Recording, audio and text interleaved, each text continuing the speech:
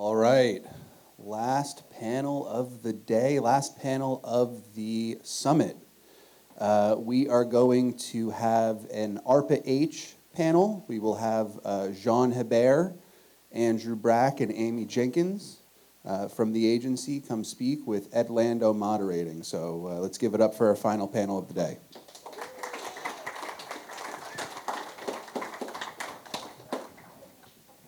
Hello, everyone. They saved the best for the last, so here we go.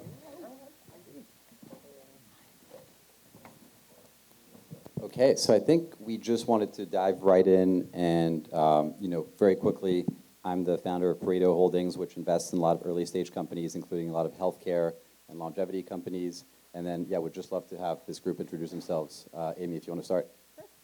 Hi, everybody. Excited to be here. I'm Amy Jenkins, Acting Deputy Director of the Advanced Research Projects Agency for Health. And if you couldn't tell it by the way that we greeted each other, we're largely a remote organization many times. So I haven't seen these guys in person in some time. So. Andrew Brack, Program Manager at ARPA.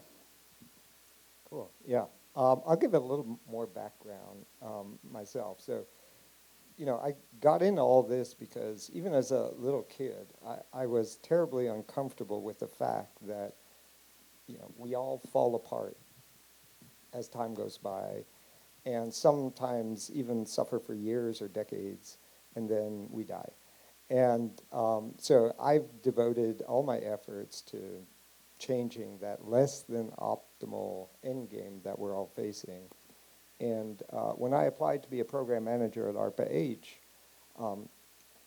I was running a successful academic research lab as a tenured professor. At the same time, was running a company that was doing quite well that I founded and was leading. And I gave all that up to be at ARPA-H because I believe this is where the next Apollo-like project is going to occur for healthy life extension. So here I am.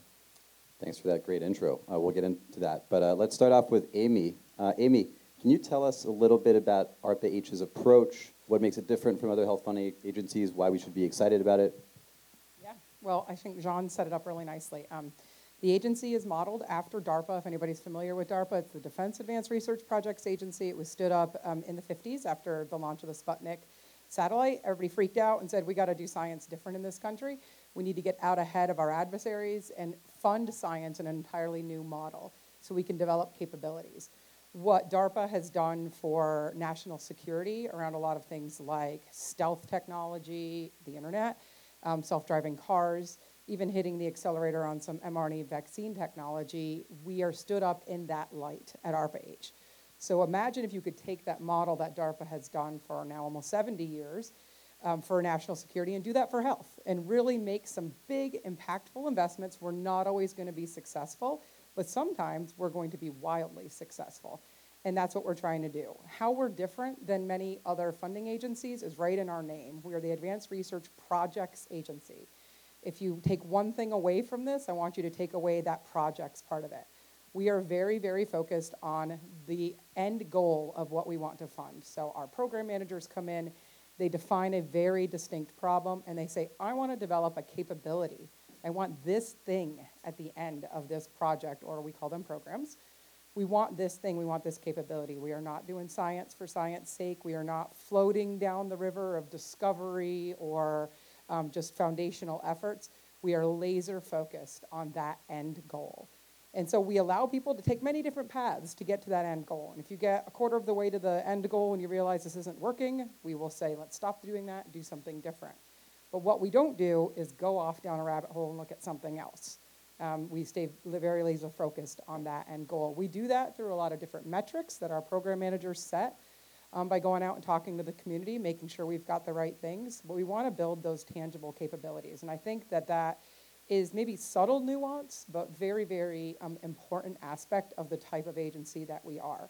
We do not consider a science paper or a nature paper a win. It's great news. It's awesome. We're not going to say, it's not like we're not going to highlight that when that happens out of one of the organizations that we fund, but that's not our end goal. Publications, training students, that's not our end goal. We want to build these capabilities. And just very quickly, you touched on it a bit, but how does ARPA-H approach sort of risky projects, as you say, sort of how does that differ from other things, or how willing are you to approach that versus needing to see those results and Right. not wanting to just only back, theoretical things? So I think that's probably the one thing that drives our program managers the most crazy, is that we tell them to come in here, we say, you got to fund the most riskiest, craziest thing. They'll come to us with an idea, we're like, no, not hard enough, harder. They come back, it's not hard enough. We need harder metrics, faster metrics. We really need to push this field to think entirely different. We need to make all of you incredibly uncomfortable with the things we're asking for. And it's very hard to get the program managers sometimes to go along with that. But what we want to do is really push those metrics. So we set up very defined metrics, milestones along the way that we want folks to work towards. If we meet those metrics or we just slightly miss those metrics, then our hope is that we have fully revolutionized the field and not just done the next obvious increment. What we are not afraid to do also is to stop funding things. So I know that that's also a very uncomfortable place for many folks to be in. We don't just say, okay, you missed metric number 1 out of 45, so you're done, you're cut. We will work with teams, we will rescope, we'll take different approaches, and obviously, if you miss the first out of 45, there's bigger issues. But we will stop efforts. So we may say on a program, on a larger effort, that we're gonna fund 10 groups. We probably only anticipate that 3 are gonna make it, because the things we're doing are really hard, and we're very upfront about that right in the beginning. And Andrew and Jean, maybe building on top of what Amy just talked about, could you describe a little bit more what is an example of a challenge that's perfect for an ARPA-H type solution? And I guess you could weave into that. Jean already did, but why you decided to become PMs and to sort of focus on this. Yeah, so before joining ARPA as a PM, I was an academic. We were actually baymates, Irina Comboy and I. Then I co-founded, after an academic career, I started at Mass General, then UCSF, and I started a company called Arrive Bio. And the purpose of Arrive Bio was to use AI to build drugs for health span, radical health span extension. And we started the company and a great team. For 3 years, we tried to raise money. We weren't successful. Every VC said, what's your age-related disease? And sort of we were thinking, okay, we've got to do age-related. So there's a quick question. Who's a drug discovery company in aging? Put your hands up, please. Hands up higher. Put it down if you're actually going after age-related diseases. Okay, so vast majority except one are going down. That's the problem, right? Everyone's chasing an age-related disease when actually everyone wants to chase aging. And that's what I realized when I joined ARPA, is like, how do we do the things that everyone wants to do, which is to solve radical health span? And the problem is, there's no regulation, it's difficult to run the trials, they're expensive, etc. But the biology is there. And so I was like, this is actually an ARPA hard problem. It requires different lens of how you fund these things, but run the trials and generate the data, right? That's how you get sort of approved by the FDA, not complaining we need aging to be a disease, but actually build the data sets. So that was more my sort of ARPA hard viewpoint of joining ARPA and why. Yeah, I'll talk about my personal interests here, if I may. So one area that where I think we can create a much-needed new industry that could catapult us in a leadership position globally is brain repair. Right, so right now, for brain damage that's caused, age-related, but caused by stroke or Alzheimer's, there's little to nothing that can be done. And for the brain degradation that occurs for regular aging, there's really nothing that can be done. So there is technological seeds out there that could allow us to achieve brain repair, and namely by regrowing new functional brain tissue in patients. So that's one example, maybe, of ARPA-H hard project. Another one might be AI-driven intracranial microsurgery. So if you can't tell, I'm interested in the brain and brain repair. So, for that, the goal would be to mitigate the risk of damage by minimizing the invasiveness, accelerating the speed of the surgery. And there's a lot of cool technology being developed out there, but there's no concerted effort to bring this to people. So, for both those examples, ARPA-H might be the only entity that can bring this to fruition in a reasonable amount of time. And why is that? Why do you think it's the only entity? Why are sort of VCs not drawn to it more, or other entities? Yeah, there's a good, I don't know if anybody else wants to take this, but you can also pipe in. But so for companies, small companies are really focused on sort of near-term goals because of the need to show that they can become profitable in a shorter period of time. It's very difficult for them to go after these very big questions, as Amy's described, and Andrew as well. So, you know, and big companies, you know, they have their income, their revenue source, and they're just trying to increase that revenue by, you know, optimizing what they're doing. So there really isn't other, you know, avenues that VCs feel comfortable to invest in this space, except for exceptional, you know, brave investors that are very mission-oriented. Cool. Well, maybe going back to Amy for a second. Amy, there's a big sort of cross-sector collaboration part to what ARPA-H does. Can you explain a little bit, like, what role do, you know, private companies working together with academia, patient communities play in these ARPA-H funded programs? Yeah, absolutely. I think one thing that I'll add, just to finish off on what John said, and I think it dovetails nicely into this, is that a lot of times, from my experience, like both of you said here, you need a very focused disease, a very focused indication, because you need that commercial product. We want commercial products, but we are also a disease-agnostic agency, which aligns itself. Like we're not focused on cancer only. We're not focused on Alzheimer's. We are focused on a broad variety of diseases, but you'll find that most of the things we fund, in many cases, are somewhat disease-agnostic. We're looking at developing technology that can be applied to the things that you all care about in this room, but it, at some level, is a different type of capability that can be applied to a multitude of different technologies. And I think we already have examples of that across our entire portfolio.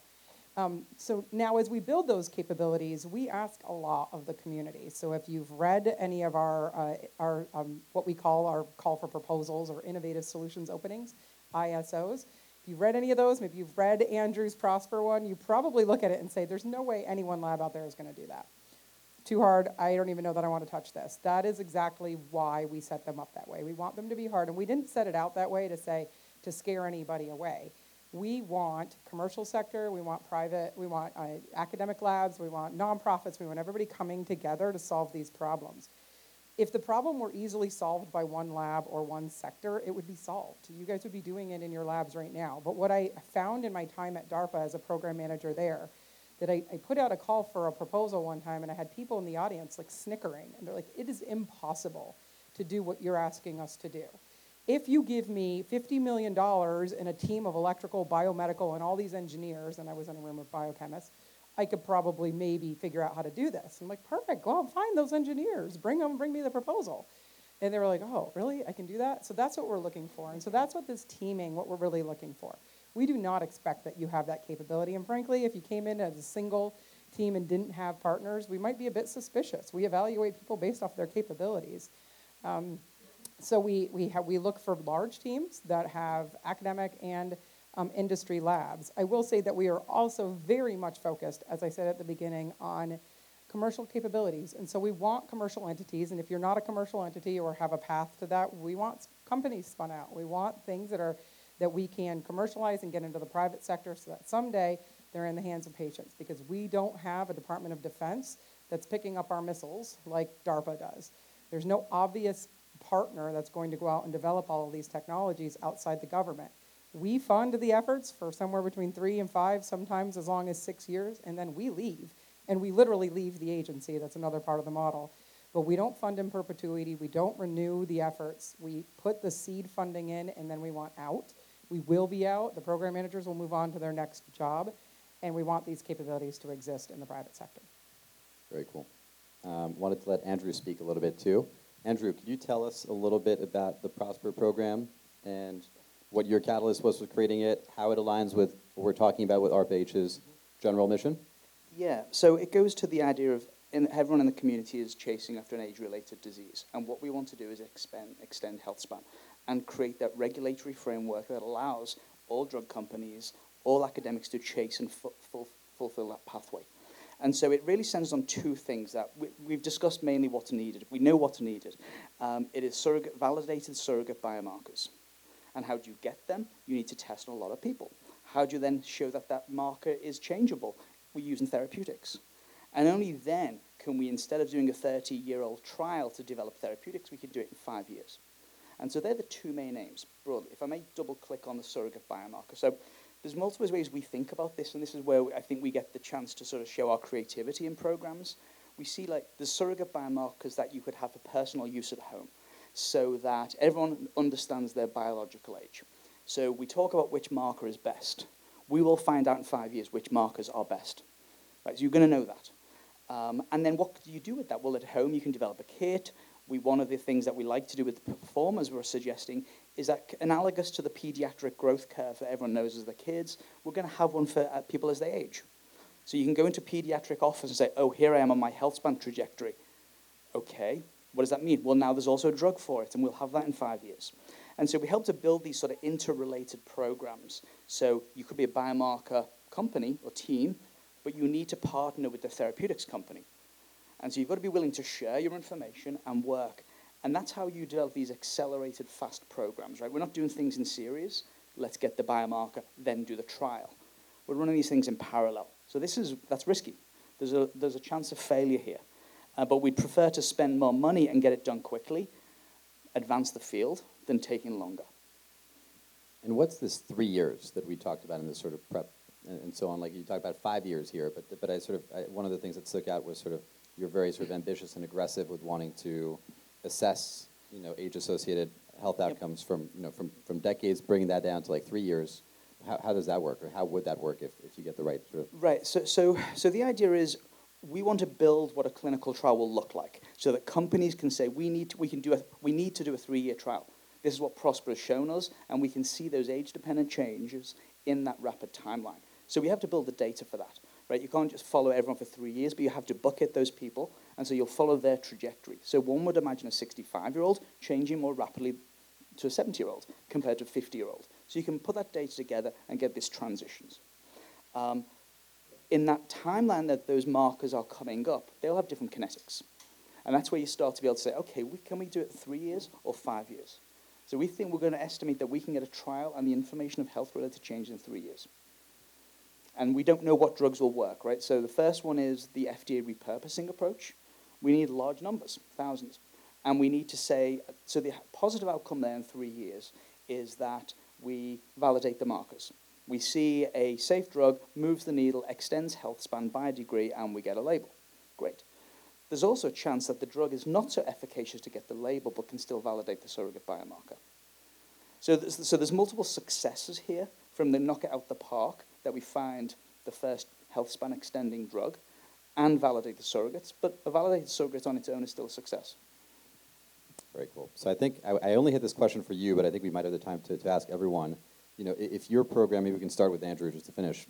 If Prosper achieves its goals, like fast forward 5 or 10 years, how does it change the sort of landscape of aging therapeutics, healthcare, and sort of how does the impact felt? So this is a 5-year program.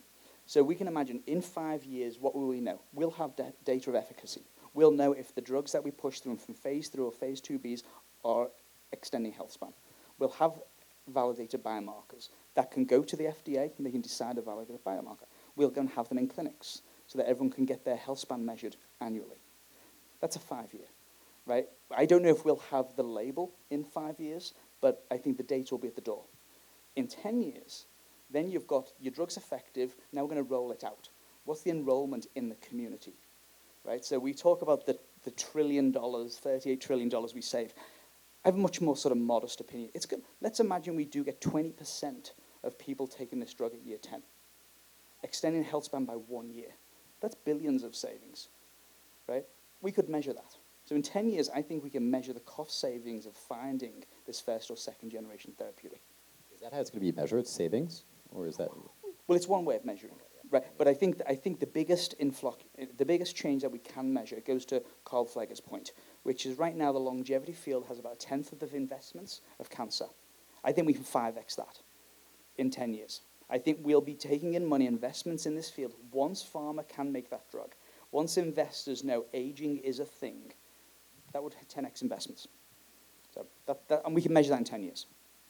Amy, how would you answer that question? If your work is successful, what does it look like? What is the result in 5 or 10 years? Yeah, if you couldn't tell, we make them answer these questions when they come to get their program. Like, what's it going to look like in 5? What's it going to look like in 10? So they're prepared for those.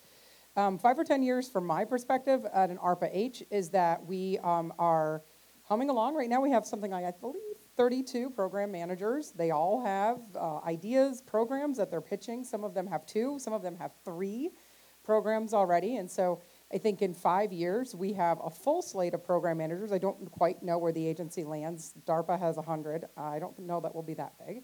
But we'll have program managers that have programs across the entire biomedical landscape, including manufacturing side. So one thing that I find really interesting and why I'm really excited about being here is that at an ARPA, we have an opportunity to bring in those fields and those disciplines that are maybe a little underrepresented when it comes to the amount of funding that has gone into them. I don't know all the statistics like Andrew and John do, I'm sure. But another great example of something that we do in ARPA is invest in those fields. So we have a whole lymphatics portfolio right now. We have a program manager, she's here actually, that's very, very passionate about the lymphatic system. It's a highly underinvested area. And 2 programs already, a diagnostics program and a therapeutics program in lymphatics, which are some of the first across the government. So my goal is that in 5 years, we have this slate of program managers, and we're not missing any obvious areas. Now, we are going to miss, some of these things are not going to win. Some of these programs are not going to succeed. Some of them are going to end early. Some of them are going to have those midterm wins. That's all we get. That's okay. We'll have those successful failures, as we like to call them. Some of them will be wildly successful, and we'll see that return on investment that Andrew mentioned. But I want to see an agency where we're humming along, we're addressing those areas that people come to us and say, nobody invests in this. We want to be able to have large investments in areas in that, particularly those areas that can be very impactful to chronic disease, well-being, longevity, and just the ability to live longer but live healthier. And John, I want to ask you the same question. I think your introduction was very personal, and obviously I think what you're interested in is particularly hard to do, and you know, one would assume it would take a lot of time. So what are you hoping we might see in 5 or 10 years? Yeah, so again, just sort of based on my interest, what I would like to see in the reasonable future, maybe 5 years, 10 years, is an ability to reverse brain damage caused by any factor like stroke, Alzheimer's, but also aging. So there's clearly damage that occurs over time.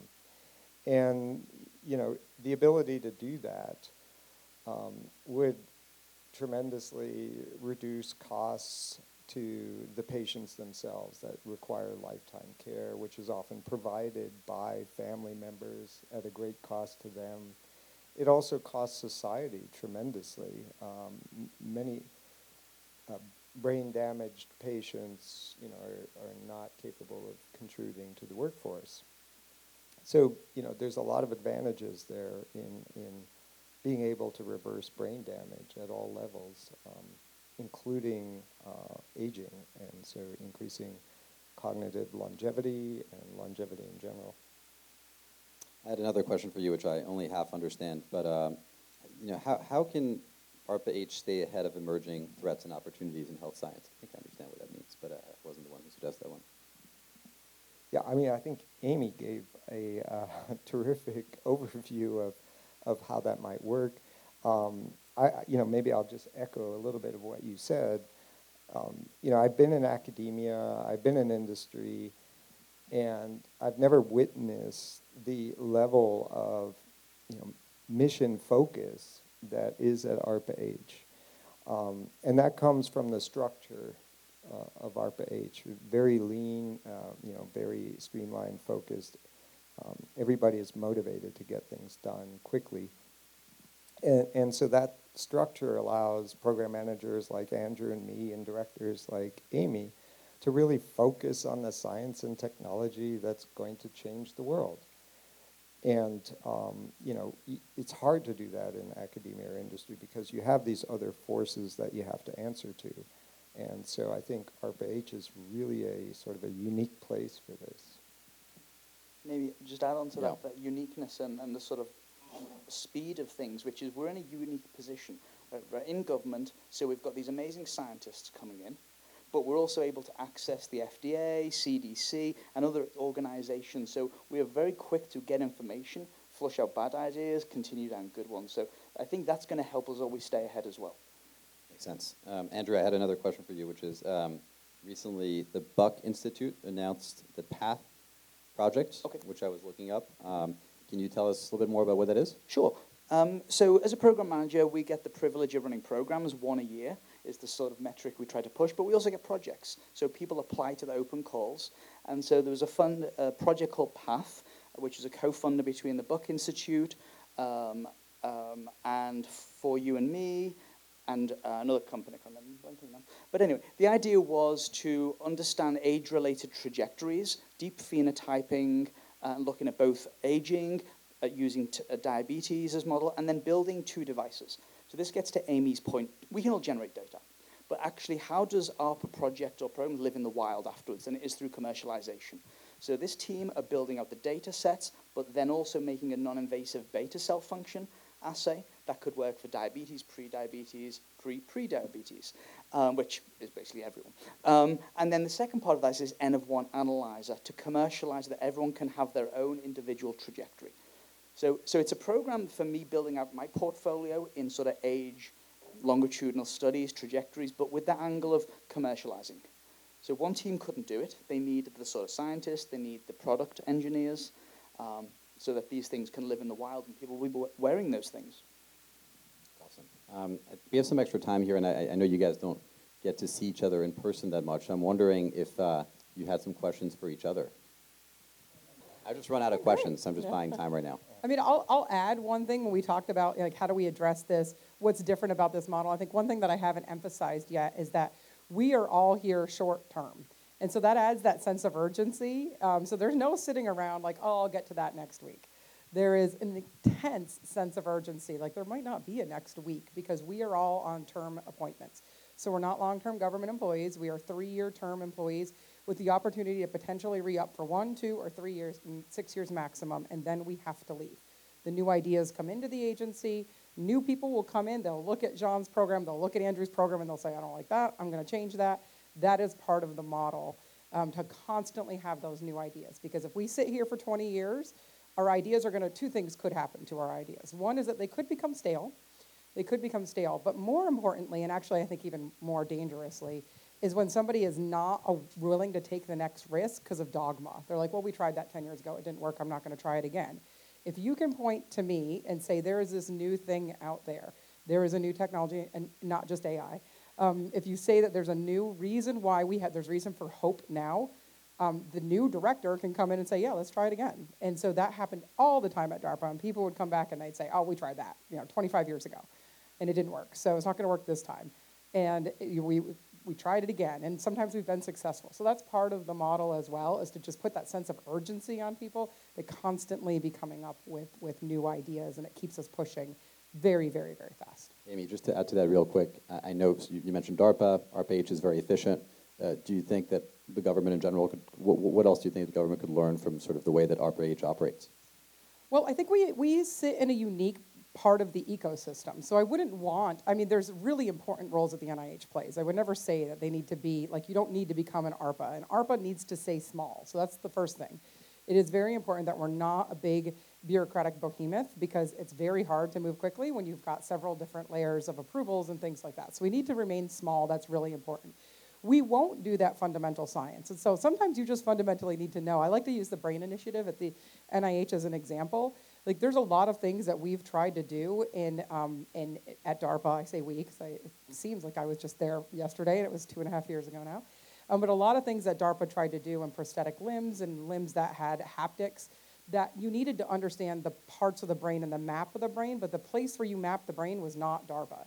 The brain mapping and all those connections and understanding those connections had to happen at a more fundamental basic science level. And then DARPA can say, okay, now that we know what the maps are, now we can come in and maybe intervene and create a tangible thing. And so I think we need to sit in a very unique part of the ecosystem. So that's why, you know, I wouldn't advocate that everybody becomes an ARPA, because then it dilutes the point of an ARPA. Makes sense. And so Amy's, well, I guess I wanted to talk about the 3-year thing, which is like you're leaving your baby too young. And so we built a 5-year program, and I know I'm going to have to leave that baby after year 3, unless I renew. Yeah. So. Do you have any questions for each other? Otherwise, are we doing questions from the audience? Are we not doing that? Let's do it. Take one. Sure.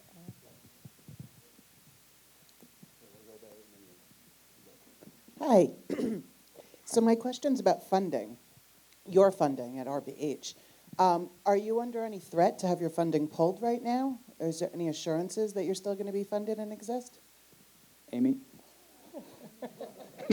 That's my We question still as well have to you. funding. We're still issuing awards. We still have funding, and we actually have open calls for proposals right now. So What branch of the government does the funding come we're from? Health and Human Services. So we're a division within the Department of Health and Human Services. We have open calls for proposals. There's 4 mission offices across the agency. Each of those mission offices, and actually Jean and Andrew sit in different offices. Each of those mission offices has an open call for proposals for people to come give us ideas, but don't give us NIH ideas, because we'll say we're not interested in a proposal. But if people come with compelling ideas, the Path one was the example that Andrew gave, we can fund those. And then we also have calls that we put out. We put the idea out into the community, like the Prosper Open ISO, which is open right now. The deadline was Friday. I'm sorry. So yes, we do still have, we're funding, and we have open calls as we speak. Next question. Amy, what was your win and partial win rate compared to the denominator of all programs at DARPA over the years, and how do you, what's your aspiration for ARPA-H? Boy, I wish I knew that exact number. So it's a very good question, and I don't know it. I will say that what is unique about the model is that oftentimes the end goal, the win, was never your intended target. So I'll use the internet or the ARPANET as an example. No program manager at DARPA in the 60s set out to say, I'm going to develop this thing, and we're going to call it the internet, and it's going to connect computers. There was never a program that did that. They needed a capability where they had to have 2 computer terminals talk to each other. And they were like, well, okay, we're going to do this thing, but in the background, we're going to make 2 computers talk to each other. And that seeded that. You know, stealth is another example. We didn't go out saying we're going to make something stealth. The Air Force actually crashed something and couldn't find it. And then they were like, what did we do to the coding? Why can't we see it? So a lot of times, things may look like failures on paper early off in an ARPA, and then 15 years down the road, which I genuinely hope happens to both of these guys. They're sitting there and they hear something on the news and they're like, well, that came out of my program. So it's hard to say exactly how often they were successful, but we're not looking for a 50% success rate. We're probably not even going to hit that. I have a question, if I may. So I have 2 questions, Andrew. One is about intrinsic capacity scores. I think I understood what they mean, and that it is for making discoveries that are biomedically relevant, but I would like to hear from you. And the second one, now that there are ISOs, are we still allowed to just propose out of the blue great idea, or this is now phased out towards ISOs? So intrinsic capacity is the prospect bet that can get as a surrogate endpoint. It's a composite measure that takes the feel and function to have face validity with the FDA. So that's our bet. It has some functional measures, some cognitive function, etc. So that's the intrinsic capacity score. Can teams submit? They cannot submit to Prosper, but you can submit to open calls and propose innovative ideas that change the world. Yep, over there. Oh. Yep. Oh, go ahead, sorry. Go on.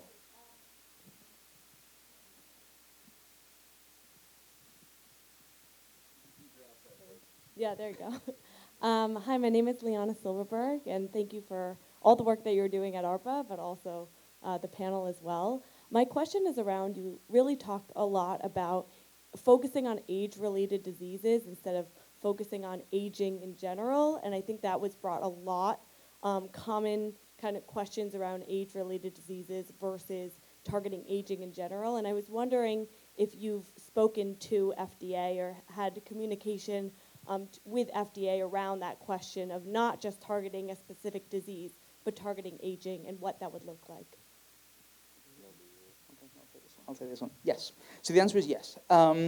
And you know, Nia also spoke to this. So you have to provide the data to the FDA, right? They're not against someone doing a trial if it's deemed safe with valid to generate either a therapy or with surrogate endpoints. So the FDA are receptive.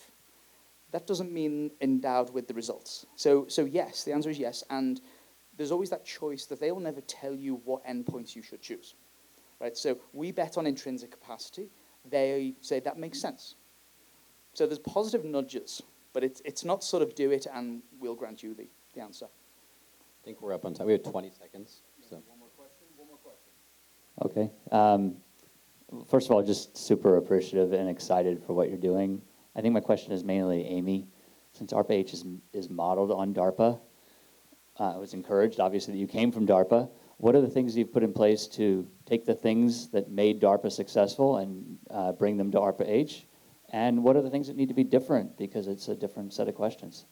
Yeah, it's a great question. DARPA has a mystique about it. People always expect you're going to go to the DARPA building and see like some crazy stuff in the lobby, and it's just a government building. It's just a glass building. It's nothing that fancy, but I was always intrigued by it, and I was kind of proud to be able to walk into that building every day.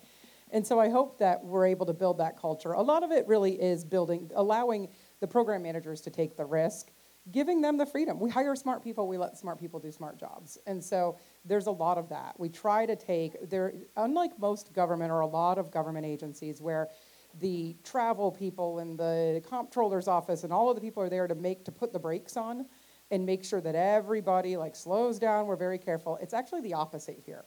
All of the people, the travel people, the facilities people, everybody is here to take the brakes off and help everybody move as quickly as possible. So what do you need, Jean? What do you need, Andrew, to get your job done? We're here to make you to facilitate that and to do it legally and within the confines of government funding. So we're here to follow the law, but we're here to take those brakes off so they can move quickly. And so I think that's just it's like the 180 of how most people think about it. It feels like a startup. Yeah, it does feel like a startup. Oh, maybe a little bit too much like a startup, but it is a very busy organization. What I would say we have to do differently is that at DARPA, I came from the Biological Technologies Office, so I will not say that this was absolutely the case in the Biological Technologies Office, but in many, and we struggled with it, frankly, in that office. But in many other offices, you knew who was taking your product at the end. At least you had a pretty good feeling. Who's going to take the unmanned submarine? You kind of know who's going to take that. It is here we have to have an intense focus on that commercialization and getting things out into the private sector. You know that a Lockheed or a Boeing or somebody is going to build your capability oftentimes at DARPA. It is not always so obvious who's going to do that at ARPA-H. And so at DARPA, we had a little bit of freedom to say, we're going to do this crazy idea. We'll figure out who's going to take it later. It's not something I'm going to worry about in the first year of the program. These guys do not get that luxury. Before we ever give them the bank account for the things they want to do, we make them come up with a full plan of how are you going to make this a reality? How are you going to get this out into the hands of the healthcare system? On that note, thank you very much, everyone. Thanks, Ed.